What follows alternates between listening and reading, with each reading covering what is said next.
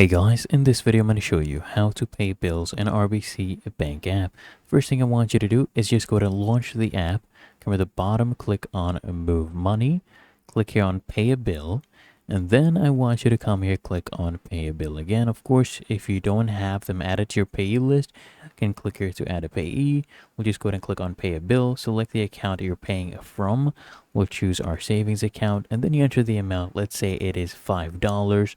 Enter that, click on done, and then select the payee here.